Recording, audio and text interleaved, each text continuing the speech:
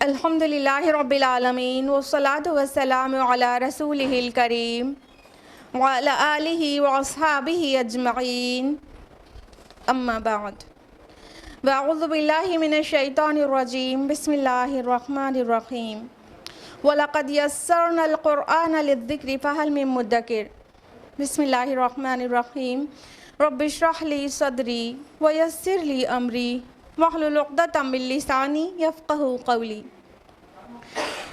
मेरे अज़ीज़ सामियात, आप सभी का तहे दिल से खैर मक़दम है दर्स कुरान मजीद में। अस्सलामु अलैकुम व रहमतुल्लाहि व बरकातुहू। कैसी हैं आप सभी लोग? अल्हम्दुलिल्लाह। अल्लाह ताला आपको अच्छा रखे, आफ़ियत में रखे, खुशहाल रखे। अल्लाह ताला आपके ईमान और आमाल सालिहात में इजाफ़ा करे और अल्लाह ताला आपसे राज़ी हो जाए। आमीन। तो हम लोग दर्स कुरान के लिए इकट्ठा हुए हैं। अल्हम्दुलिल्लाह अल्लाह ताला ने मौका दिया एक और हफ़्ते सुनने सुनाने का। दर्स कुरान में कौन सी सूरह चल रही है? सूरह तौहा। सूरह तौहा का सूरह नंबर क्या है? 20। ठीक है, तो हम लोग ने लास्ट वीक सूरह तौहा की किस आयत तक दर्स कुरान जाना था? आयत नंबर 44 तक। और आज हम लोग बाकायदा आयत नंबर 45 ऑनवर्ड्स जानेंगे। लेकिन उससे पहले क्या रहता है? रिवीजन। तो लास्ट वीक हम लोगों ने आयत नंबर 40 से लेकर 44 तक 5 आयत किया था। तो अब हम लोग उसको ब्रीफ में जानेंगे रिवीजन के फॉर्म में, फिर हम लोग इंशाल्लाह आयत नंबर 45 ऑनवर्ड्स तफसील से जानेंगे। तो आयत नंबर 40 का ट्रांसलेशन है, औज़ु बिल्लाहि मिनश शैतानिर रजीम बिस्मिल्लाहिर रहमानिर रहीम। जब तुम्हारी बहन चलती जा रही थी तो उसने कहा, क्या मैं बताऊं तुम्हें एक ख़ानदान के बारे में जो इसकी किफ़ालत करे? तो यूं ही हमने लौटा दिया तुम्हें तुम्हारी वालिदा की तरफ ताकि उसकी आँख ठंडी रहे और वो गम ना खाए। और फिर तुमने एक शख्स को कत्ल कर दिया तो हमने तुमको उस गम से भी नजात दिलाई और फिर हमने तुम्हें मज़ीद आजमाइशों से गुजारा। फिर तुम कई साल अहले मदियन में रहे, फिर तुम यहाँ आ गए एक तयशुदा फ़ैसले के मुताबिक ए मूसा। याद आ गया होगा आप लोगों को तफसील से लास्ट वीक हम लोगों ने इस आयत के अंदर में क्या क्या बातें डिस्कस की थी। और मूसा अलैहिस्सलाम का पूरा सूरा ही मूसा अलैहिस्सलाम के ऊपर है, थोड़ी सी चंद आयत छोड़कर बाकी पूरी सूरा ही मूसा अलैहिस्सलाम के मुताल्लिक ही है। तो अल्लाह ताला मूसा अलैहिस्सलाम के ऊपर अपने जो इनामात और एहसानात है वो इस आयत में याद दिला रहे हैं कि हमने तुमको इनफैक्ट तुम्हारी वालिदा पर भी एहसान किया, जब तुम छोटे से थे तुम पर और तुम्हारी वालिदा पर एहसान किया। और फिर कत्ल हो गया तुम्हारे हाथ से एक किब्ती का, तो उसके गम से नजात दी। कहने का मतलब अल्लाह ताला ने माफ़ कर दिया और हुकूमत की जो सज़ा थी उससे भी महफूज कर दिया। और कैसे ये हुआ? फिर मूसा अलैहिस्सलाम को मदियन की तरफ जाने की रहनुमाई हुई और मदियन की तरफ चले गए। और जब वहाँ से लौट रहे थे तो जो पूरा हम लोगों का कॉन्टेक्स्ट है वो उसी प्लेस पर डिस्कस हो रहा है। वहीं पर मदियन से जब लौट रहे थे मूसा अलैहिस्सलाम तो अल्लाह ताला ने फरमाया कि ये वेल प्लान था ए मूसा, आप एक हमारी कद्र, हमारी लिखी हुई तकदीर, हमारे प्लान और हमारे प्लॉट किए हुए चीज़ों के ऊपर आप यहाँ से लौट रहे हैं, यहाँ पहुँचे हैं ए मूसा। आयत नंबर 41 है, और मैंने तुम्हें बनाया है ख़ास अपने लिए। कितना प्यारा अंदाज़, कितना मोहब्बत से लबरेज़ अंदाज़ कि अल्लाह ताला ने मूसा अलैहिस्सलाम को जिस मिशन की तरफ भेजना था फ़िरौन को दावत देने के लिए और बनी इसराइल को वहाँ से रिलीज़ कराने के लिए, तो उस मिशन का नाम लिए बगैर कहा कि तुमको ख़ास अपने लिए मैंने बनाया है। आयत नंबर 42 का ट्रांसलेशन है, जाओ तुम और तुम्हारा भाई मेरी उन निशानियों के साथ और मेरे ज़िक्र से सुस्ती ना करना। अल्लाह ताला ने मूसा अलैहिस्सलाम के साथ किसको और नबी बनाया? हारून अलैहिस्सलाम को। क्यों बनाया? हाँ, मूसा अलैहिस्सलाम ने कुछ कहा था, उनकी रिक्वेस्ट थी ना कि हारून को भी मेरे साथ, मेरे भाई हारून को भी मेरे साथ मेरा हेल्पर बनाए, मेरा वज़ीर बनाए। तो अल्लाह ताला ने फ़ौरन दुआ को कबूल किया और हारून अलैहिस्सलाम को भी नबी बनाया जाएगा डिक्लेयर किया, और साथ में बता दिया कि अब तुम दोनों जाओ किसके पास, फ़िरौन के पास, और देखो मेरे ज़िक्र से सुस्ती ना करना। लास्ट वीक हमने आपको बहुत तफसील से बताया था कि अल्लाह के ज़िक्र से कैसी ताकत मिलती है, और कोई भी करेजस काम करने के लिए वो ताकत ज़िक्र से, अल्लाह के ज़िक्र से ही मिल सकती है, और वो काम हो सकता है जो बहुत ज़्यादा करेज रिक्वायर्ड काम हो। तो अल्लाह ताला ने ताकीद किया, एक तो पहले सलाह की ताकीद किया था आयत नंबर 14 में ना, अक़ीमिस्सलात लिज़िक्री, और यहाँ फिर फर्दर ताकीद है ज़िक्र की कि मेरे ज़िक्र से सुस्ती ना करना। उसके बाद आयत नंबर 43 का ट्रांसलेशन है, जाओ तुम दोनों फ़िरौन के पास, यकीनन वो बहुत सरकश हो गया है। इससे पहले भी कहा गया था आयत नंबर 24 में, इज़हब इला फ़िरौन इन्नहु तग़ा। फिर जब मूसा अलैहिस्सलाम की रिक्वेस्ट पे हारून अलैहिस्सलाम को भी अल्लाह ताला ने नबी बनाना डिक्लेयर कर दिया, तो फिर कहा तुम दोनों जाओ फ़िरौन के पास, वो बहुत ज़्यादा सरकश हो गया है। और आयत नंबर 44 में एक बहुत अहम ताकीद आ रही है, वो ये कि अल्लाह ताला ने फरमाया, देखो तुम उसके साथ नरमी के साथ बात करना, शायद कि इस तरह वो सोचे या डरे। ठीक है, तो ये बहुत बड़ी टीचिंग है जो कि किसी भी दाई के लिए और हर एक मुस्लिम के लिए है कि जब भी दावत का काम करें, जब भी अच्छी बात की तरफ लोगों को बुलाएं या बुरी बात से रोकें, तो अंदाज़ नरमी वाला होना चाहिए। जब इतने बड़े टायरेंट किंग फ़िरौन फ़ारो के पास मूसा अलैहिस्सलाम को भेजने में अल्लाह ताला ने कहा, इतने ज़्यादा सरकश, जिसकी सरकशी के बारे में अभी जस्ट उससे पहले वाली आयत में मेंशनिंग है, उसके फ़ौरन बाद कहा जा रहा है बहुत नरमी से बात करना। तो इससे हमें और आपको क्या सीखने को मिलता है कि हमें भी दावत के काम में अपनी ज़ुबान को नर्म ही रखना चाहिए।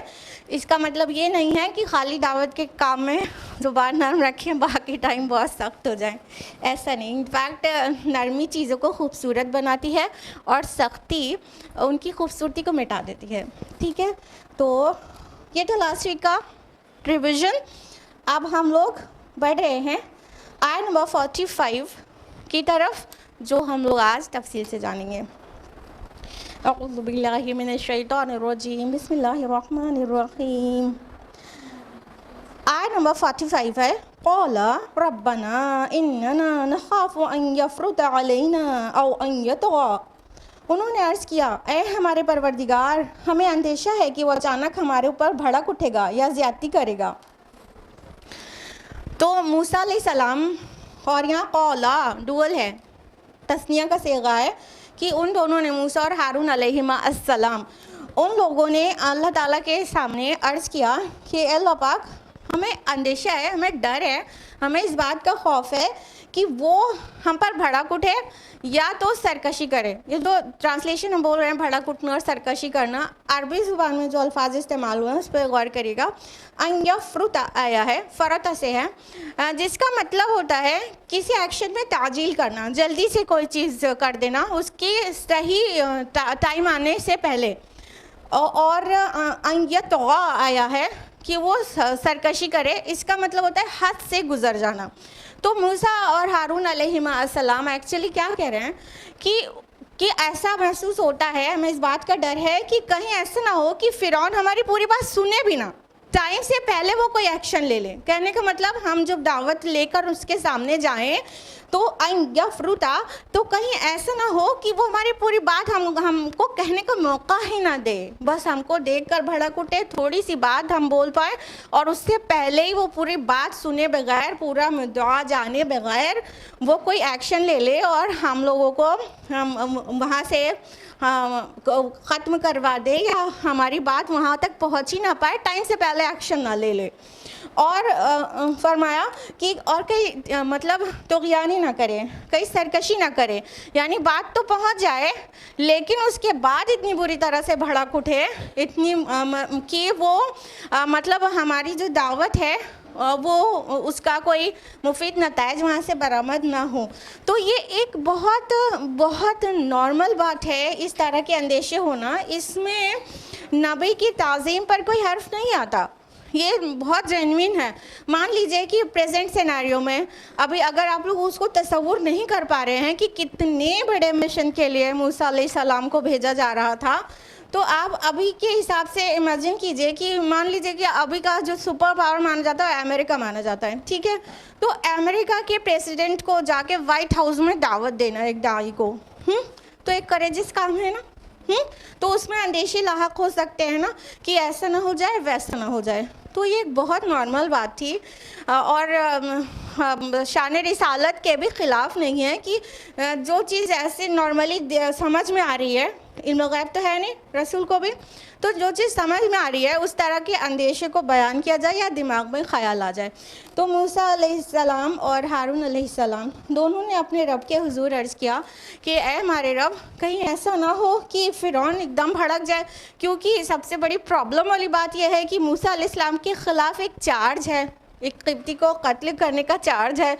तो मूसा अलैहिस्सलाम को देख के ऐसे ही भड़क जाना है उसको, और इस बात के लिए और ज़्यादा भड़क जाना है कि हमारे महल में तुम पले बड़े हो और हमारे परवरिश पे हम पले बड़े हो, और आज आकर एक नई चीज़ पेश कर रहे हो। क्योंकि जो इंसान तकलीदी जहन का होता है वो बहुत जल्दी से उसमें चेंज बर्दाश्त नहीं कर पाता।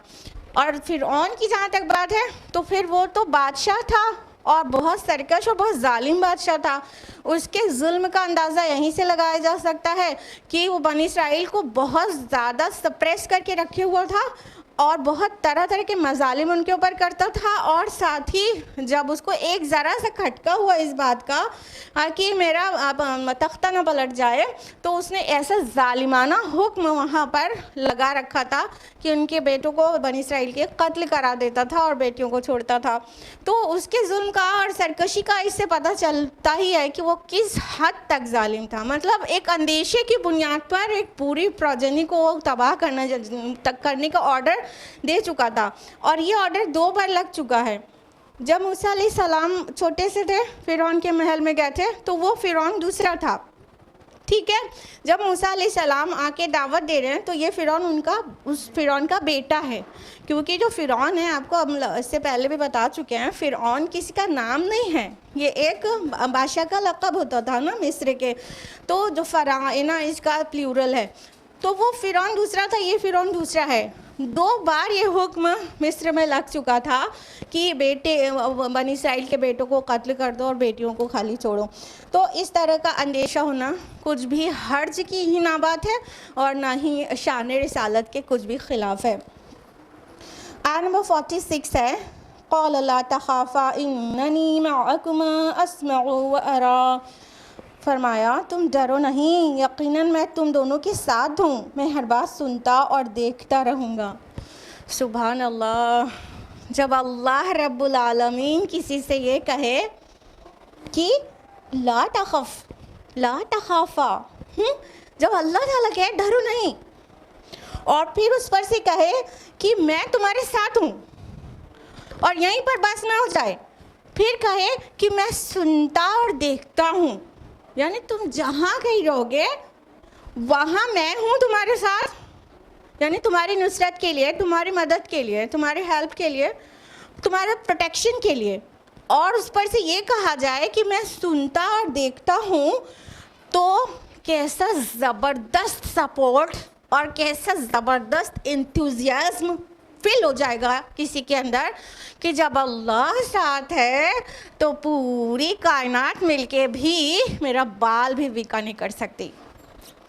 तो कैसा मतलब लगातार आप देख रही होंगी कि मूसा अलैहिस्सलाम के ऊपर अल्लाह ताला की कैसी बड़ी बड़ी नवाजिशें हैं, कैसी बड़ी बड़ी नेमतों इकराम हैं, और किस अंदाज में अल्लाह ताला ने मूसा अलैहिस्सलाम को सपोर्ट किया, उनकी दुआ को देना एंड दे ग्रांट किया, और हर तरह से बहुत ही मोहब्बत भरे अंदाज में उनके हर बात का जवाब मिल रहा है, बहुत मोहब्बत भरे अंदाज में।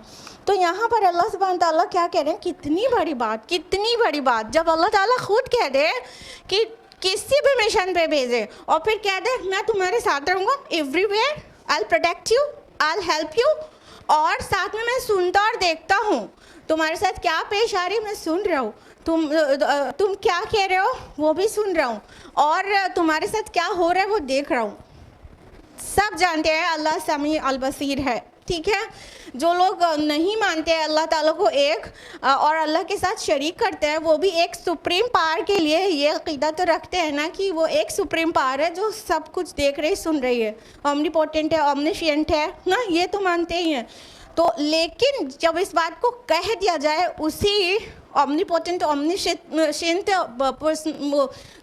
ज़ात की तरफ से, तो फिर ईमान का क्या हाल होगा और ख़ुशी का क्या मतलब अंदाज़ा लगाया जा सकता है कि किस तरह से अल्लाह ताला ने मूसा अलैहिस्सलाम और हारून अलैहिस्सलाम के लिए ढारस वाले अल्फाज कहे और बहुत मोहब्बत से फरमाया कि तुम डरो नहीं, मैं तुम्हारे साथ हूँ।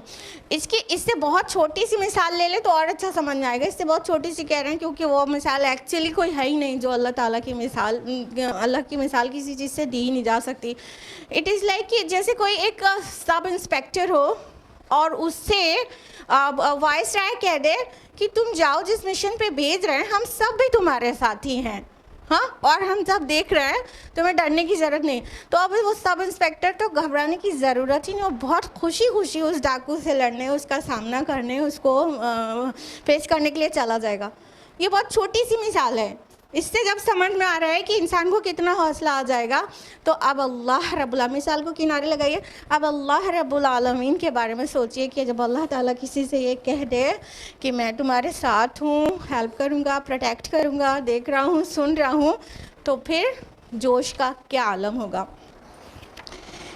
आयत नंबर 47 में फरमाया फ़ातियाहु फ़क़ूला इन्ना रसूला रब्बिका फ़अरसिल मअना बनी इसराईला वला तुअज़्ज़िबहुम। बस तुम दोनों जाओ उस फ़िरौन के पास और उससे कहो कि बिलाशुबा हम दोनों रसूल हैं तेरे रब की जानिब से, बस हमारे साथ भेज दे बनी इसराइल को और उन्हें अज़ाब में मुब्तला मत रख। क़द जिअनाका बिआयतिम मिन रब्बिक वस्सलामु अला मन इत्तबअल हुदा। यकीनन हम आए हैं एक निशानी लेकर तेरे रब की तरफ से, और सलामती उन पर है जो हिदायत की इत्तिबा करें।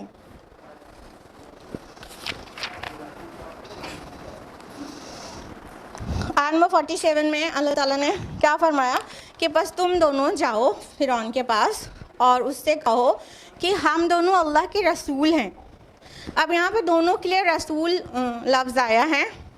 देखिए कुरान हकीम में कुछ इस्तिलाहात ऐसी हैं जो इंटरचेंजेबली यूज़ होती हैं, जैसे रसूल की जगह नबी, नबी की जगह रसूल, और मोमिन की जगह मुस्लिम, मुस्लिम की जगह मोमिन, ईमान और इस्लाम एक दूसरे की जगह इंटरचेंजेबली यूज़ होती हैं, लेकिन जब दोनों एक साथ आ जाएं तो उसमें डिफरेंस होता है। ठीक है, तो यहाँ पे तो कह दिया गया तुम दोनों रसूल हो, जबकि हम लोग अच्छी तरह से जानते हैं कि जो ऊंची पोस्ट थी वो मूसा अलैहिस्सलाम को मिली थी। हाँ, हालांकि हारून अलैहिस्सलाम मूसा अलैहिस्सलाम से बड़े कि छोटे हैं? बड़े हैं, लेकिन रिसालत के मनसब पर मूसा अलैहिस्सलाम को फ़ैज़ किया गया और उनसे बड़े, उम्र में बड़े हारून अलैहिस्सलाम को नबी बनाया गया। लेकिन यहाँ दोनों के लिए रसूल इस्तेमाल हुआ है। हमने आपको बताया कि ये इंटरचेंजेबली भी यूज़ होते हैं, वो हम माना भी माने जाते हैं। और यहाँ पर जो दोनों के लिए एक वर्ड आया है तो तगलीब के कायदे पर आया है, यानी जो गालिब है वो उस वाले को उसके अंडर में लेके, अरबी ज़ुबान में उसके अंडर में दूसरा भी आ जाता है अपने आप, तो इस तरह गालिब वाला वर्ड यूज़ हुआ है रसूल। तो अल्लाह ताला ने फरमाया कि तुम दोनों जाओ फ़िरौन के पास और कहो हम अल्लाह के रसूल हैं और हमारे साथ बनी इसराइल को भेज दे और उन्हें अज़ाब में मुब्तला मत रख। बनी इसराइल को कहाँ जाना था? बनी इसराइल को प्लान था, मूसा अलैहिस्सलाम को मिशन देकर भेजा गया था, इनको यहाँ से रिलीज़ करके कनान लेकर जाना है, इनकी मदरलैंड लेकर जाना है। तो दो मिशन पर थे मूसा अलैहिस्सलाम और हारून अलैहिस्सलाम, दो मिशन पर थे। एक तो दावत देना, तौहीद की दावत देना, ठीक है, वो जो अम्बिया का जो फर्स्ट और फॉरमोस्ट मिशन होता है, और सभी अम्बिया और रसूल में ये पॉइंट, ये मिशन बिल्कुल ही कॉमन है। ठीक है, अल्लाह की तरफ, अल्लाह की वहदानियत की दावत देना और साथ में आखिरत की दावत देना। और जब रसूल पैगाम लेके जा रहा है तो नेचुरल है कि रिसालत की दावत अपने आप हो गई कि भाई हमारे पास वही आती है, जब तक रिसालत नहीं मानेंगे तो बाकी की जो ईमान की दावत है वो मानना बेसलेस ही हो जाता है। तो ईमानियाती सलासा की तरह के साथ रसूलों को भेजा जाता है। उसमें फर्स्ट और फॉरमोस्ट थिंग जो होती है वो क्या, तौहीद की दावत। तो एक तो ये जनरल मिशन हो गया जो सभी नबी और सभी रसूल को दिया गया। अलग अलग नबियों अलग अलग रसूलों को कुछ स्पेसिफिक मिशन भी दिया गया है। तो मूसा अलैहिस्सलाम का जो स्पेसिफिक मिशन था वो क्या था, आप लोग बताइए।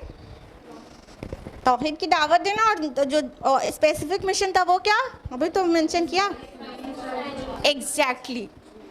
अब आप लोग प्रेजेंट माइंडेड हैं। बनी इसराइल को वहाँ से रिलीज़ कराना, क्योंकि वो उन्हें बहुत अज़ाब दे रहा था। और ये अज़ाब दोनों तरह की बात हो सकती है। एक अज़ाब यानी मतलब पनिश कर रहा था बुरी तरह से। एक तो ये हो गया कि उनसे ऐसे रफ़ काम लेता था, रफ़ कहना तो बहुत छोटा वर्ड है, ठीक है, ऐसे जालिमाना तरीक़े से बनी इसराइल से काम लेता था। मुफ्त के ग़ुलाम थे, कैसे काम लेता था, जो जैसे जो हिराम मिस्र हैं, जो इजिप्शियन पिरामिड्स हैं, ये कितने मतलब आलीशान और कितने ऊंचे और कितने ऊंचे ऊंचे पत्थर इसमें लगे हुए हैं। तो ये जो अब उस टाइम पर क्रेन्स तो थी नहीं, जो आज के टाइम पर ऊंचे भारी पत्थर और भारी चीज़ें हैं, बहुत बड़े बड़े क्रेन्स होते हैं और बिल्डिंग्स तामीर हो जाती हैं, क्रेन पर चढ़ के सामान चला जाता है। तो पहले क्रेन्स तो होते नहीं थे, तो इतने भारी भारी पत्थर ये मतलब बनी इसराइलियों के ऊपर लाद के चढ़वाए जाते थे, और अगर कोई एक पत्थर भी गिर जाता तो कई इसराइली एक साथ मर जाते थे। इतना मतलब जालिमाना तरीक़े से अपनी शान को मेंटेन करने के लिए। हाँ, यही तो है। क्या है मिस्र के पिरामिड्स क्या हैं, वो दिखाते हैं कि ये जो बनवाने वाले लोग इतने मतलब आर्टिस्ट थे, इतने मतलब तरक्की याफ्ता थे, इतना सिविलाइज थे, इनके पास इतनी टेक्नोलॉजी थी, ठीक है, यही तो दिखा रहे हैं। और क्या दिखा रहे हैं, कुछ दे रहे हैं। तो ये अपनी शान को मेंटेन करने के लिए इसराइलियों से इस तरह की मशक्क़त आमेज़ मेहनतें लेता था फ़िरौन। ये तो सिर्फ एक एग्जाम्पल दिया कि अगर एक पत्थर भी हिराम मिस्र की तामीर के बीच में एक पत्थर भी गिर जाता तो कितने कितने इसराइली वहीं के वहीं मर जाते थे। इसी तरह सारे मतलब बहुत ज़्यादा तकलीफ़ दे तरह से उनसे मेहनतें लेता था। तो एक तो ये हो गया अज़ाब। दूसरा अज़ाब जो स्पेसिफिक कुरान ने मेंशन किया है कि सूअल अज़ाब, तुमको मतलब बहुत बुरे वाले अज़ाब में डाले हुए थे हुआ था फ़िरौन, वो क्या है, वही वाला ऑर्डर जो अभी बताया आपको, एंड एवरीबॉडी नोज़ कि इसराइलियों के बेटों कत्ल करा देने का ऑर्डर था। तो ये भी तो बहुत बहुत बड़ी बात है ना, बहुत बुरी तरह से किसी को परसिक्यूट किया जाए, तो इतना बड़ा पूरी प्रजनी को उनकी तबाह करने की बात थी। तो इस तरह जो यहाँ पे वर्ड अज़ाब आया है कि और इसराइली बनी इसराइल को हमारे साथ भेज दे और उन्हें दर्दनाक अज़ाब में मुब्तला मत रख, यानी जिस तरह से उसे उन्हें टॉर्चर किया जा रहा है उससे रिलीज़ कराने के लिए हम आए हैं ए फ़िरौन।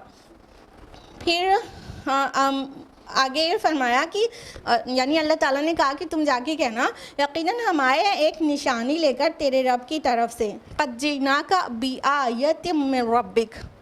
यहाँ पे आयतिन वर्ड आया है, आयतुन, ठीक है। तो ये एक निशानी हो गया, दो निशानियाँ नहीं। तो यहाँ पे जो एक निशानी कहा गया है ये ऑन द होल कहा गया है, ये दलील को कहा गया है, ये हुज्जत को कहा गया है, ठीक। वो असाई मूसा को नहीं कहा गया है क्योंकि अदबैज़ा भी तो साथ में था और निशानियाँ भी थी। मूसा अलैहिस्सलाम कई निशानियाँ लेकर गए थे जो दो बहुत ज़्यादा स्पेसिफिक और बहुत ज़्यादा ख़ास है। तो यहाँ पे निशानी से मुराद एक्चुअली मौजज़ा नहीं है, पूरी हुज्जत और पूरी दलील है। यानी मूसा अलैहिस्सलाम जाके जिस तरह से वो अपने को रसूल साबित कर रहे हैं और वो सारी चीज़ यहाँ पे आया है। तो यहाँ आयतुन आया है, भी आयतिन, एक निशानी लेकर आए अपने रब की तरफ से, यानी दलील लेकर आए हैं तुम्हारे पास, बुरहान लेकर आए हैं, इत्माम हुज्जत करने आए हैं कि अल्लाह एक है और बनी इसराइल को अज़ाब मत दो, हमारे साथ उसको रिलीज़ कर दो। आगे फरमाया और सलामती उन पर है जो हिदायत की इत्तिबा करें। अब सलामती उन पर है जो हिदायत की इत्तिबा करें, और यहाँ पर हिदायत से मुराद ऑफ कोर्स इस्लाम है। इस्लाम ही तो हिदायत का रास्ता बताता है ना, हर नबी, हर रसूल को दीन इस्लाम देकर भेजा गया, तो कहला दिया गया। यानी अल्लाह ताला कह रहा है तुम लोग जाना और उससे कहना कि सलामती उस पर है जो हिदायत यानी इस्लाम की इत्तिबा करें।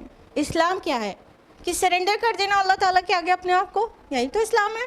हाँ, अपनी जो भी ख्वाहिशात हैं और अपने जो भी मकासद हैं, अगर वो अल्लाह ताला की मर्ज़ी के ख़िलाफ़ हैं तो वो सबको से सरेंडर हो जाना, दस्तबरदार हो जाना, हैंड्स अप कर देना अल्लाह ताला के आगे कि अब हम मेरे ऊपर, हमारी सोसाइटी पर अल्लाह ताला का हुक्म लगेगा। यही तो इस्लाम है। तो फरमाया कि सलामती उन पर है जो हिदायत की इत्तिबा करें, यानी इस्लाम की इत्तिबा करें, जो इस्लाम को कबूल कर लें, जो पैगाम देकर भेजा गया है मूसा और हारून अलैहिस्सलाम को, उसको मान लेते हैं तो उनके लिए सलामती है। और ये हमेशा के लिए है।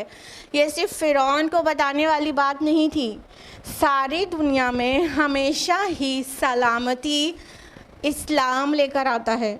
चाहे इस्लाम को कितना बदनाम कर लिया जाए, चाहे इस्लाम के मानने वालों को टेररिस्ट कहा जाए और इस्लाम को आतंकवाद से जोड़ा जाए, ये बिल्कुल एब्सर्ड बकवास होगी, क्योंकि इस्लाम तो सलामती की तरफ बुलाता है। इस्लाम का माना ही सलामती होता है। तो यहाँ पर हिदायत बमाना, हुदा बमाना इस्लाम है। तो इस्लाम में जो आ जाए उसके लिए सलामती है। ये अंदाज़ तो मुस्बत है, लेकिन इसका जो कंट्रास्ट है वो अपने आप में उसका मनफी पहलू बयान कर रहा है। यानी अगर नहीं माना तो सलामती और खैर नहीं है। जो भी नहीं मानेगा, जो भी दावत जो मूसा अलैहिस्सलाम दे रहे हैं इस्लाम की, वो जो भी नहीं मानेगा फिर वो सलामती से नहीं रहेगा, वो जहन्नम का ईंधन बन जाएगा। बात मुस्बत अंदाज में कही जा रही है, लेकिन उसको कंट्रास्ट तसव्वुर करो तो अपने आप तंबी भी उसके अंदर आ जा रही है। आयत नंबर 48 है, इन्ना क़द उहिया इलैना अन्नल अज़ाब अला मन कज़्ज़ब व तवल्ला। हमारी तरफ ये वही की जा चुकी है कि उस पर अज़ाब आएगा जिसने झुटलाया और मुंह फेर लिया। सुभान अल्लाह, कितना हकीमाना अंदाज़ है बात को कहने का। देखिए, डेयरिंग बात तो ये होती कि ये कह दिया जाता कि हमारी तरफ वही की जा चुकी है कि अगर तूने नहीं माना तो तुझ पर अज़ाब आ जाएगा। हाँ, एक डेयरिंग बात होती। लेकिन अगर इस तरह कहा जाता तो क्या होता कि मूसा अलैहिस्सलाम जिस मकसद को लेकर गए थे, उस मकसद में कामयाबी होने के बजाय फ़िरऔन का जो मकसद था उसकी मकसद में काफ़ी हेल्पिंग हो जाती ये बात। यानी सब भड़क उठते, फ़िरऔन खुद भड़क उठता, यानी सल्तनत पूरे भड़क उठते, दरबार में जाके पेश करना है ना हम लोगों को, तो सबके सब भड़क उठते, तो वहीं से दावत कमज़ोर पड़ जाती। तो अब जब ये कहा जा रहा है, मनफी बात कही जा रही है, तो थर्ड पर्सन के लिए कही जा रही है। ये नहीं कहा जा रहा है तुझ पर अज़ाब आ जाएगा, सेकंड पर्सन को एड्रेस नहीं करके कहा जा रहा है, बल्कि थर्ड पर्सन से कही जा रही है, जिसने नहीं माना उस पर अज़ाब होगा। ठीक है, जिसने झुटलाया और मुंह मोड़ा उस पर अज़ाब होगा। अब दावत की हिकमतें सीखते चलेगा। ठीक है, जहाँ लोग जानना चाहते रहते हैं ना दावत की क्या हिकमत है, कुरान में कहाँ पे मिलेगी। तो जब हम दावत की हिकमत जानना चाहते हैं तो कुरान को इसी नज़र से एक बार पूरा पढ़ डालें, और नबियों ने जिस जिस तरह से पेश किया है जहाँ जहाँ भी, चाहे मूसा अलैहिस्सलाम फ़िरौन के सामने पेश कर रहे हों, चाहे यूसुफ़ अलैहिस्सलाम अपने जेल के साथियों के सामने पेश कर रहे हों, वो सारे मकामात भी आपके पास, आपके रीडिंग में आएंगे। तो वहीं वहीं उसके अंदर अंदर दावत की हिकमतें पिन्हा होंगी, वो आपको पहचाननी होगी। तो यहाँ पे आई तो हम आपको बता रहे हैं कि देखिए, जब कहा गया अज़ाब आएगा तो थर्ड पर्सन के लिए कहा गया, जो नहीं माना उस पर अज़ाब आएगा। अगर किसी की इस्लाह करना चाहो तो दावत के अलावा इस्लाही काम में भी अगर आप डायरेक्टली कह दें कि इसी तरह ग़ीबत करती रही ना तो एक दिन जहन्नम में जलोगी, तो छोड़ देगी ग़ीबत करना। हाँ, लेकिन अगर आप ये कहें कि ग़ीबत करने वाले ग़ीबत करने वालों के लिए खाली ग़ीबत ही उनकी जहन्नम में ले जाने के लिए काफ़ी हो जाएगी। अभी उनकी कह रहे हैं, थर्ड पर्सन। तो सामने वाले का ईगो नहीं हर्ट हो रहा है, उसके जज्बात को और उसके ईगो को खुसूसन ठेस नहीं पहुंच रही है, तो बात सुनता रहेगा।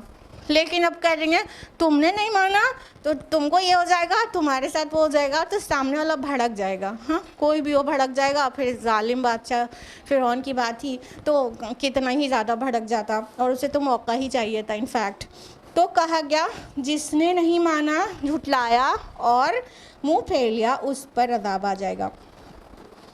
कौला फमन रब्बुकुमा या मूसा, फिरौन ने कहा कि ए मूसा तुम दोनों का रब कौन है। अब जब मूसा अलैहिस्सलाम, अब देखिए यहाँ बीच में सारी तफसीलात छोड़ दी गई हैं, ठीक है। कहाँ पे थे हम लोग? तूर मैदान तुआ में अल्लाह ताला मूसा अलैहिस्सलाम को रसूल डिक्लेयर कर रहे हैं और अपने सारे इंस्ट्रक्शंस दे रहे हैं, ये करना है।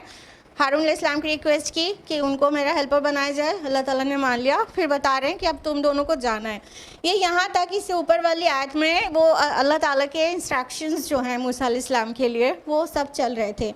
अब इस आयत में क्या हो, वो बीच की सारी तफसीलात छोड़ दी गई कि फिर मूसा अलैहिस्सलाम और हारून अलैहिस्सलाम फाइनली गए फिरौन के दरबार में, और जो कुछ कहने के लिए कहा गया था इसके ऊपर की वाली आयत में वो कह दिया। ये सब बीच की तफसीलात जो हैं वो छोड़ दी गई हैं, और ये जो डिटेल्स हैं वो आपको दूसरी सूरतों में मिल जाएंगे। इससे पहले सूरा आराफ के रुकू नंबर 13 में मेंशन्ड है, सूरा शुआरा के रुकू नंबर, इसके बाद सूरा शुआरा के रुकू नंबर 2 और 3 में मेंशन्ड है, और सूरा कसस के रुकू नंबर 4 में, और सूरा अन्नाज़ियात के रुकू नंबर 1 में मेंशन्ड है, ठीक है। ये कुरान का अंदाज़ है कि वो स्टोरी टेलिंग ऐसे सीक्वेंशली नहीं करता। जैसे आप बाइबल उठाकर पढ़ें तो वहाँ पे जो उसका अंदाज़ होगा कि जेनेसिस में जिस तरह से शुरू होता है कि God created the day and then second day क्या नाइट क्रिएट की, फिर थर्ड डे, ये सीक्वेंस में। जब आप कोई हैंड रिटन स्टोरी बुक पढ़ते हैं तो वो बिगिन होती है once upon a time there was a king his name was Solomon and all, ऐसे, ठीक है। तो ये जो स्टोरी राइटिंग होती है वो सीक्वेंशियल ऑर्डर में चलती है, ये ह्यूमन हैंडीवर्क होता है, ठीक है। लेकिन किताबुल्लाह जो है वो आखिरी वही अल्लाह ताला की कुरान मजीद, इसका अंदाज़ खिताबत का सा है, ये अल्लाह के खुतबे का क्या मजमुआ है जो कुरान है, और इसका अंदाज़ है ऐसे स्टोरी टेलिंग नहीं है जो सीक्वेंशियल स्टोरी हो। कहीं पर कुछ बात कही गई है, बीच की बात हज़फ करके उसके आगे की बात कह दी गई है। ये भी हुआ है कि शुरू की सूरतों में बाद की बात आई है और बाद की सूरतों में शुरू की बात आई है, तो वो टुकड़ों टुकड़ों में है, जहाँ जैसी ज़रूरत है, जहाँ जिस चीज़ की हिकमत के लिहाज से सबसे ज़्यादा मीनिंगफुल है वो चीज़ वहाँ पर है। तो यहाँ पे बहुत सारी बीच की जो डिटेल्स हैं वो बिल्कुल गायब कर दी गई है, और अब वो दरबार वाला सीन यहाँ पर ला के पेश किया गया। तो जब मूसा अलैहिस्सलाम और हारून अलैहिस्सलाम उन दोनों ने अल्लाह ताला का पैगाम फ़िरौन के सामने पेश किया, तो फ़िरौन को जब कुछ नहीं समझ आया तो उसने कहा कि अच्छा जो तुम रब रब कर रहे हो, ये तुम ए मूसा तुम दोनों का रब कौन है। देखिए यहाँ पे गौर करिएगा कि फ़िरौन ने कहा फमन रब्बुकुमा, कौन है तुम दोनों का रब। फिर एड्रेस किसको किया, जवाब किससे मांगा, या मूसा, ए मूसा। उसने ये नहीं कहा कि तुम दोनों का रब कौन है, ए मूसा और ए हारून, ये नहीं कहा, या मूसा व या हारून नहीं कहा, तुम दोनों का रब कौन है, ए मूसा। इसके पीछे बहुत सारे रीजंस हो सकते हैं। एक बात तो ये हुई कि मूसा अलैहिस्सलाम उसके लिए मारूफ थे, ज़्यादा मारूफ थे, उसके महल में उसके भाई की तरह, शहज़ादे की तरह पले बड़े हुए थे। तो वो जो शहज़ादे की तरह पाला बड़ा हुआ है उससे बात करने में उसकी शान थी, और हारून अलैहिस्सलाम तो महल में परवरिश पाए नहीं थे, तो हारून अलैहिस्सलाम को एड्रेस करना वो अपनी शान के ख़िलाफ़ समझ रहा होगा, इट मे बी पॉसिबल, ठीक है। तो एक तो ये रीज़न हो सकता है कि मूसा अलैहिस्सलाम को ज़्यादा जानता था और वो महल में शान से पले बढ़े थे शहज़ादे की तरह, तो मूसा अलैहिस्सलाम को एड्रेस किया। दूसरी बात ये कि मेन जो खिताब था वो मूसा अलैहिस्सलाम का ही था, रसूल वो हैं, हारून अलैहिस्सलाम नबी हैं, तो इसलिए खाली यहाँ पे या मूसा कहा व या हारून नहीं कहा। तीसरा रीज़न ये भी हो सकता है कि उसको अच्छी तरह से पता होगा कि मूसा अलैहिस्सलाम खिताबत में उतने एक्सपर्ट नहीं हैं जितने हारून अलैहिस्सलाम हैं, तो वो हरगिज़ उनको छेड़ना नहीं चाह रहा होगा कि हारून बोलने में बहुत स्मार्ट है तो इनसे कुछ नहीं पूछते हैं। जिसको जान रहा था वो कि वो मतलब स्पीच में उतना फ्लुएंट नहीं है और उतना एक्सपर्ट नहीं है अपने भाई की तरह, तो उनका नाम लिया। तो ये इनमें से कोई रीज़न भी हो सकता है और सारा भी हो सकता है। बहरहाल तो फिरौन ने क्या कहा था कि तुम दोनों का रब कौन है। क्या फिरौन ने रब नाम नहीं कभी सुना था वर्ड, या एक सुप्रीम पावर को नहीं मानता था, क्या ऐसा था? असल में वो कहता तो ज़रूर था अना रब्बुकुमुल आला, जैसा कि सूरा अन्नाज़ियात में आपको मिल जाएगा, सूरा नंबर 79 आया नंबर 24 में, कि अना रब्बुकुमुल आला, मैं तुम सबका रब हूँ, ऊंचा सबसे बड़ा हूँ, मैं तुम सबका रब हूँ।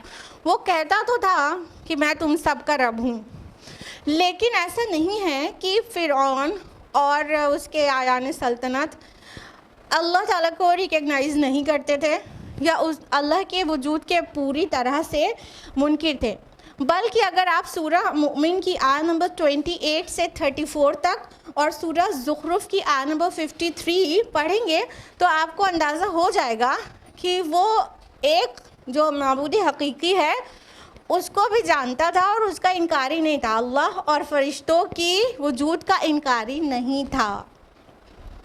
लेकिन उसने अपने आप को अना रब्बुकुमुल आला क्यों कहा और क्यों मूसा अलैहिस्सलाम से कहा कि तुम दोनों का रब कौन है?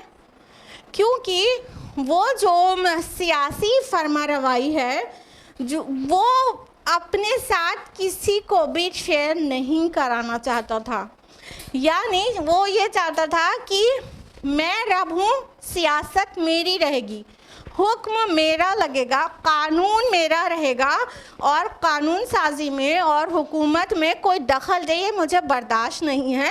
लिहाजा वो अपना कानून लगाए रहने की वजह से मतलब उसकी लॉज उसके होंगे, मर्ज़ी उसकी चलेगी, चाहे कितनी जालिमाना हो, वो अपने आप को रब कहता था। ये अलग बात है कि वो सूरज देवता का अवतार समझा जाता था उसको, माज़अल्लाह, कि सूर्य देवता का अवतार होते हैं जो फरायना होते हैं, ठीक है, तो वो भी अपनी जगह है। लेकिन जब अवतार माना जाता है तो देवताओं का अवतार माना जाता है ना, वन सुप्रीम पावर नहीं माना जाता अवतार को भी।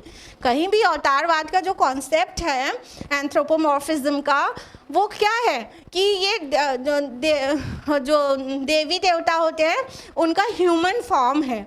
लेकिन उस मज़हब में भी जो पॉलीथीइस्टिक होते हैं जिनमें बहुत सारे खुदाओं को माना जाता है, उसमें भी एक सुप्रीम पावर जो उन सब के ऊपर सबसे बड़ा है और हर जगह वो देखता सुनता है और सब कुछ उसके इल्म में है, उसका कॉन्सेप्ट रहता है। जैसे हिंदुइज्म में पैंथेइज्म में भी बिलीव करते थे एवरीथिंग इज़ गॉड, उसके बाद भी आप उनसे पूछ लीजिए तो कहेंगे हाँ एक ईश्वर है, बाकी ये जो गॉड्स एंड गॉडेसेस है उसके अंडर में है, ये उसके सिफारिशी हैं। तो फिरऔन भी अल्लाह ताला की ज़ात का मुनकिर नहीं था। यहाँ पे उसका जो फसाद था और जो चीज़ उसके लिए नाकाबिले बर्दाश्त थी वो ये कि सियासत उसकी रहेगी, हुक्म उसका लगेगा, वो खुदा है, वो अपना हुक्म चलाएगा अपनी रियाया के ऊपर। तौरात में भी ये मेंशन्ड है कि उसने रब के लिए इस तरह का एब्सर्ड सवाल किया था book of Exodus chapter number 5 verse number 2 में, कि जब मूसा अलैहिस्सलाम ने अपने मैसेज को दिया, अल्लाह ताला की तरफ से जो मैसेज मिला था, तो फिरौन ने कहा कि कौन है खुदावंद कि मैं उसको सुनूं, उसकी आवाज़ को सुनूं और बनी इसराइल को जाने दूं। मैं किसी खुदावंद को नहीं जानता और मैं बनी इसराइल को तुम्हारे साथ नहीं जाने दूंगा। ये तौरात में भी मेंशन्ड है। तो हमने आपको बताया कि उसको सियासत में रुबूबियत खुदावंदी को मानने से उसको इनकार था, ना कि वो ये कह रहा था कि पूरी कायनात मैंने तख्लीक की है, नहीं कह रहा था ना। तो क्या इससे क्या पता चला कि जो ज़मीन अल्लाह की है उस पर हुक्म अल्लाह का लगेगा, और जो इंसान अब अल्लाह की ज़मीन पर अपना हुक्म लगाएगा वो बगावत कर रहा है, वो तागूत है, वो सरकशी कर रहा है। तो फ़िरौन तो बहुत बड़ा सरकश था। तो मूसा अलैहिस्सलाम का जवाब देखिए, कितना प्यारा जवाब। क़ाल रब्बुनल्लज़ी आता कुल्ल शैइन ख़लक़हु सुम्मा हदा। मूसा अलैहिस्सलाम ने कहा कि हमारा रब वो है जिसने हर शय को उसकी खिलकत अता की, फिर हिदायत दी। अब मूसा अलैहिस्सलाम ने भी ऐसा जवाब दिया कि वो किसी भी तरह किसी भी गैर खुदा पे या किसी भी डायटी अदर दैन अल्लाह सुब्हानहू व तआला पर फिट हो ही ना सके। वो अपने को अना रब्बकुम अल आला कह रहा था। तो मूसा अलैहिस्सलाम ने अल्लाह ताला का इंट्रोडक्शन दिया, सुभान अल्लाह। क्या फरमाया कि मेरा रब वो है जिसने हर शय की खिलकत की, यानी उसको पैदा किया, उसकी नाक पलक संवारा, उसके फाइनल टचेस दिया और उसकी शक्ल सूरत दी। यहाँ खिलकत से मुराद असल शक्ल सूरत है, यानी पूरी कायनात में जो कुछ भी है वो जिस शक्ल सूरत में है वो मेरे अल्लाह ने बनाया, मेरे रब ने बनाया। यहाँ पे रुबूबियत की बहस है, ठीक है। मेरे रब ने बनाया है और फिर उसको हिदायत दी और फिर उसको प्रोग्राम किया कि उसे कैसे वर्क करना है। यहाँ हिदायत दी, रास्ता दिखाया से मुराद यही है कि मतलब हाँ, बकरी को ये हिदायत दी। पहले तो बकरी का जो फिज़िकल मेकअप है वो कैसा है, वो अल्लाह ताला का बनाया हुआ है।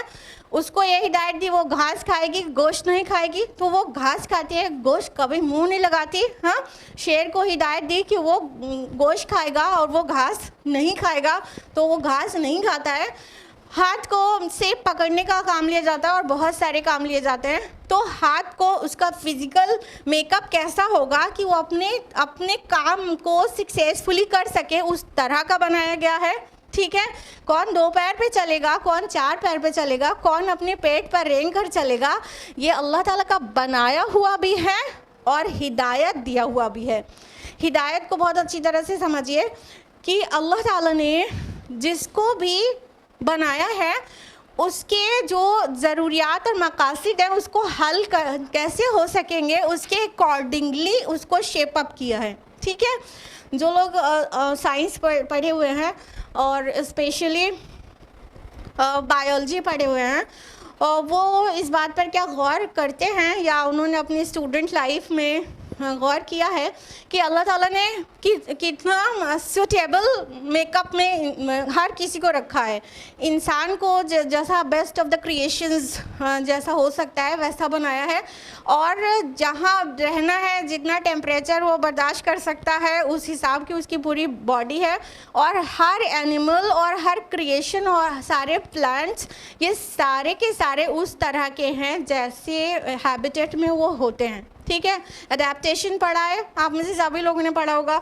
ज़रूरी नहीं है कि आपने BSc MSc किया हो तभी एडेप्टेशन पढ़े। Adaptation class 5th onwards start हो जाता है पढ़ाना, ठीक है। तो एडेप्टेशन में पूरा बताया जाता है ना कि ऊँट को रेगिस्तान में रहना है तो उसे बहुत दिन फूड एंड वाटर की स्कैसिटी रहेगी, तो उसके बॉडी के ऊपर एक हम्प होता है जिसके अंदर फैट स्टोर्ड होता है। तो बहुत दिन उसे खाने और पीने को ना मिले तो फैट उसको एनर्जी देता रहता है। और उसके पैर जो होते हैं वो चपटे होते हैं और उसमें स्पंजी होते हैं, पफ लगा होता है। तो वो जब चलता है तो रेत में वो चल सकता है। ये आपके दूसरे जानवर रेत में चल सकते हैं क्या?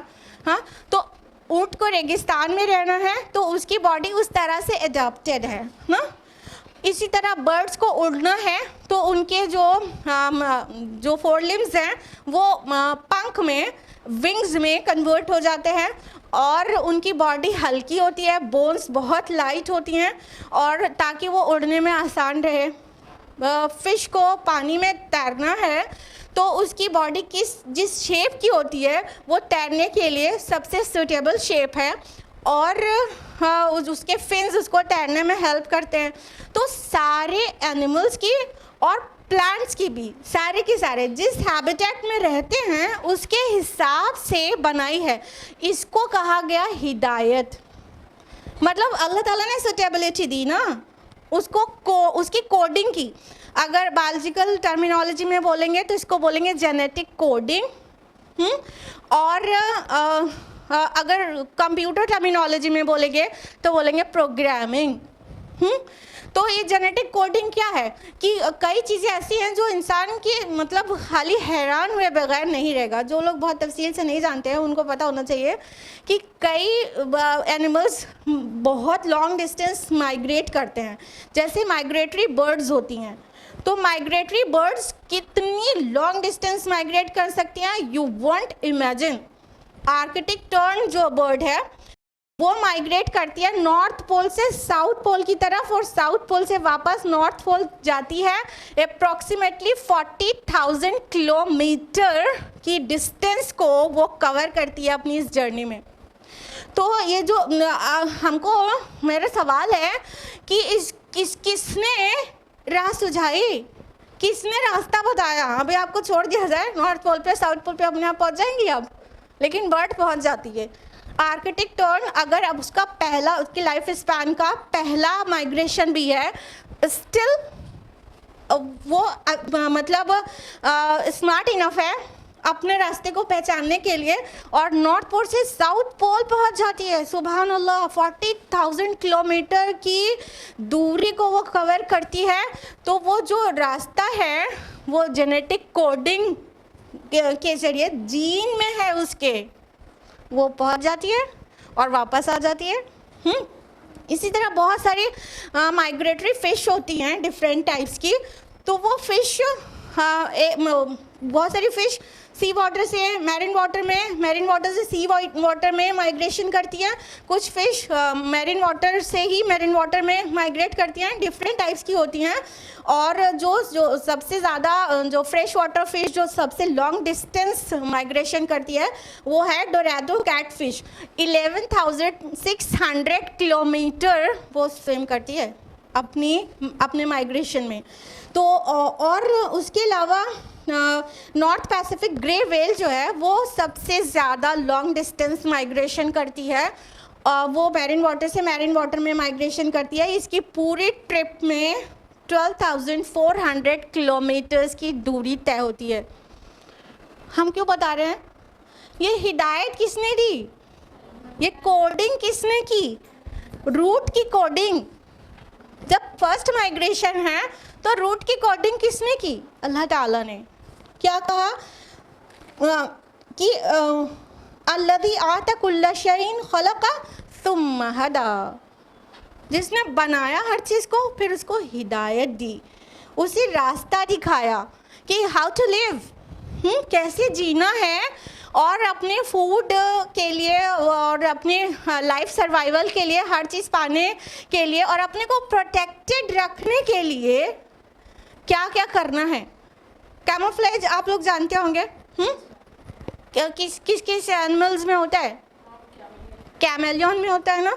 गिरगिट जानते हैं? गिरगिट तो उसका एक रेस्क्यू बिहेवियर उसका ये रहता है कि वो जहाँ पे रहता है उसकी सराउंडिंग में उसका कलर चेंज होके उससे सराउंडिंग के एकदम मिक्स हो जाता है। ये क्या है? रेस्क्यू बिहेवियर है उनका। तो रेस्क्यू बिहेवियर अल्लाह ताला ने एनिमल्स में क्यों बनाया है? ताकि उनकी प्रोटेक्शन हो सके प्रेडेटर्स से, ताकि उसका जो दुश्मन है उसे हमला ना कर सके। तो ये सारी चीज़ें जो हैं अल्लाह ताला ने कैसे महफूज रहना है, कैसे फूड वाटर और जो भी लाइफ की नेसेसिटीज़ है उसको कैसे पूरा करना है, वो सब प्लान करके प्रोग्राम करके जीन्स में कोड कर दिया। जो लोग जेनेटिक्स पढ़े हुए हैं या मॉलिक्यूलर बायोलॉजी पढ़े हुए हैं वो जानते हैं कि जेनेटिक कोडिंग का क्या मतलब होता है। तो ये जीन्स में कोडेड है, जो एनकोडेड है एवरीथिंग। तो ये एनकोडिंग के ज़रिए चीज़ें होती हैं। बच्चा मदर्स वूम में है तो नॉन फीडिंग स्टेज में है, फीड नहीं कर रहे मुँह से, और पैदा होता है और वो फीड करना सीख जाता है। कौन सिखाता है? हाँ, सोचा करिए, बहुत सोचा करिए, उससे अल्लाह ताला की मारिफत हासिल होगी। हम आपको साइंटिफिक एक्सप्लेनेशन इसलिए देते हैं कि जो लोग साइंस जानते हैं अब वो चीज़ पढ़ें, अब वो चीज़ देखें, तो अल्लाह ताला की मारिफत उनके अंदर बढ़े और वो ज़िक्र करें और शुक्र करें। तो अल्लाह ताला की कितनी प्यारी मतलब तारुफ मूसा अलैहिस्सलाम ने दिया कि जो फ़िरौन ये कर सकता था, हर चीज़ को उसने पैदा किया है, बनाया है, शेपअप किया है और उसकी अकॉर्डिंग एनकोडिंग की है, उसकी जेनेटिक कोडिंग की है कि हाउ टू लिव, कैसे जीना है, कैसे महफूज रहना है। ये कोडिंग फ़िरौन ने नहीं की है ना, अना रब्बुकुमुल आला कह रहा है, और मूसा अलैहिस्सलाम ने अपने रब की ऐसे इंट्रोडक्शन दिया कि वो एकदम फेल हो गया और अब उसके पास ये क्लेम करने के लिए बाकी नहीं रह गया था कि नहीं रब वो ही सिफ़ात मेरे अंदर भी है, नहीं क्लेम कर सकता था ना। तो वहीं से वो बिल्कुल धराशायी हो गया। उसके आगे जो उसने सवाल किया वो बहुत भड़काने वाला सवाल था, लेकिन वक्त इजाज़त नहीं देता कि कंटिन्यू करें। अल्लाह ताला की जो का इंट्रोडक्शन जो मूसा अलैहिस्सलाम दे रहे हैं वो आगे कंटिन्यूड है। हम लोग नेक्स्ट वीक तफसील से जानेंगे इंशाल्लाह कि मूसा अलैहिस्सलाम ने और क्या क्या अपने रब के मुताल्लिक कहा और फ़िरौन ने कौन सा भड़काऊ सवाल कर लिया था। तो आज के लिए इतना ही। आयत नंबर 50 पर हम लोग रुक रहे हैं। अल्लाह ताला से दुआ है कि वो हम सबको कुरान मजीद पढ़ने, समझने, गौर व फिक्र करने, गौताज़नी करने, अमल करने और दूसरों तक पहुँचाने की तौफ़ीक़ अता फ़रमाए। आमीन। व आखिरु दावाना अनिल हम्दुलिल्लाहि रब्बिल आलमीन। वस्सलामु अलैकुम व रहमतुल्लाहि व बरकातुहू।